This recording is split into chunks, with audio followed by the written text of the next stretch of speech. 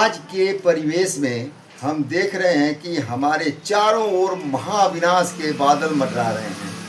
साथ ही अन्याय अत्याचार व्यापक रूप से फैल रहे हैं। काम, क्रोध, लोभ, मोह, हिंसा, घृणा, नफरत, ईर्ष्या, द्वेष प्रबल हो रहे हैं, जिससे मानव जीवन की सुख और शांति गायब हो रही है। यही कारण है कि घर परिवार में झगड़ा दिन प्रतिदिन बढ़ता ही जा रहा है। ऐसे में सुखमय संसार की अति आवश्यकता है, जिसकी कल्पना महात्मा गांधी ने राम राज्य के रूप में की है। इस प्रकार पूरे सृष्टि जगत को परिवर्तित करने के लिए स्वयं में परिवर्तन लाना होगा। जब हम स्वयं बदलेंगे तो दुनिया भी बदल जाएगी, परंतु हम स्वयं की कमियों कमजोरियों को न देखते हुए दूसरों के कमी कमजोरी को देखते हैं और उसे बदलने की अपेक्षा रखते हैं। आज मानव जीवन में अहंकार की प्रबलता है, जिससे वह स्वयं को बदलने के स्थान पर दूसरों से बदला लेने के लिए लगा हुआ है। ब्रह्मा कुमारी का कहना है कि स्व परिवर्तन से ही विश्व परिवर्तन संभव है।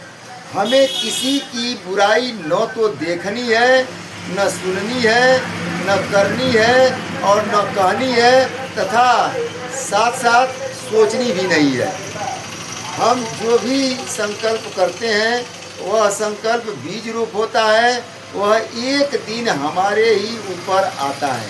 यदि हम भला सोचेंगे तो वह भले का बीज हम बो रहे हैं और निश्चित रूप से हमारा ही भला होगा। और हम यदि भले के स्थान पर यदि बुराई कर रहे हैं, सबकी निंदा कर रहे हैं, तो वो बुराई का बीज हम बो रहे हैं। यदि हम बुराई के संकल्प हमारे में हैं, तो वो बुराई का बीज जो हम बो रहे हैं, तो निश्चित रूप से कभी न कभी वो हमारे ऊपर ही आएगी और उसका फल हमको भुगतना पड़ेगा। कहा गया है कि जैसा जो कर्म करता है उसका फल उसे अवश्य ही मिलता है। इसलिए हम अच्छे कर्म अवश्य करें, ताकि जन्म जन्मांतर हमारे साथ ये कर्म रहता है और हमारे साथ हमारा जैसा कर्म होता है वैसा उसका एवजा हमको मिलता है, हमारा जीवन वैसा ही बनता है। इस प्रकार हमें हीरे तुल्य जीवन बनाने के लिए हमें रोज़ ये 5 संकल्प करना होगा, जिसको नोट करें। और ये 5 संकल्प है। पहला है, सुबह जब जगते हैं, सवेरे जिस समय लोग जग करके पूजा पाठ करते हैं, निरंतर भगवान का ध्यान करते हैं या योग लगाते हैं, साधना करते हैं, उस समय नींद खुलते ही सबसे पहले भगवान का शुक्रिया करें कि भगवान ने हमारा जन्म विश्व कल्याण के लिए दिया है और मेरे अंदर उन सभी शक्तियों को प्रदान किया है, जिसका प्रयोग कर हम विश्व कल्याण के निमित्त बन सकते हैं। क्योंकि मैं आत्मा मास्टर सर्वशक्तिमान हूँ। इस स्वमान में हम जब स्थित हैं तो निश्चित रूप से हम जो है भगवान के द्वारा दी हुई शक्तियों को अपने अंदर स्टोर करेंगे और उन शक्तियों का प्रयोग करके हम विश्व का कल्याण करेंगे। दूसरा है, हमारे अंदर सहन शक्ति होनी चाहिए, जिससे हम दूसरे की कड़वी बात को सुन करके, दूसरे के कठोर बोली को सुन करके हम सुनते हुए भी उसको न सुने, अर्थात उसे अनसुना कर दें।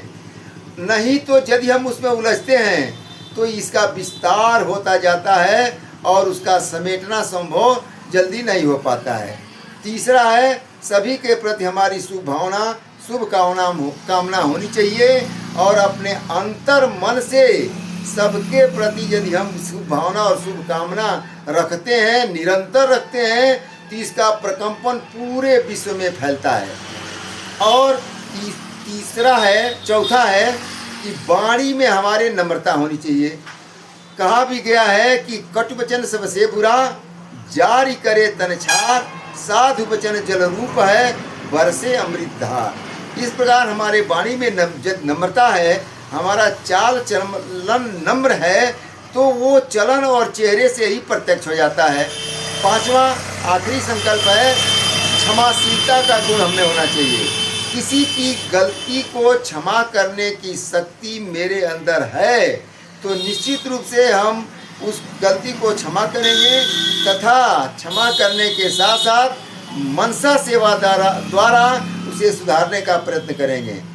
उक्त ये पांचों बातें निरंतर हम अभ्यास रोज करें तो अपने जीवन को हम हीरे तुल्य बना सकते हैं और घर परिवार को सुख शांति से संपन्न कर सकते हैं, साथ साथ सुखमय संसार की कल्पना कर सकते हैं। इस प्रकार हमारा एक संकल्प यदि विश्व के लिए होता है तो हमारे अंदर से निकला हुआ एक प्रकंपन पूरे विश्व में जाता है और इसका प्रभाव पूरे विश्व में पड़ता है। इसलिए कहा गया है कि स्वयं को यदि हम परिवर्तन करें तो विश्व का परिवर्तन हो जाएगा। इसी शब्दों के साथ मैं आपकी वाणी का विराम करता हूँ। ओम शांति, ओम शांति, ओम शांति।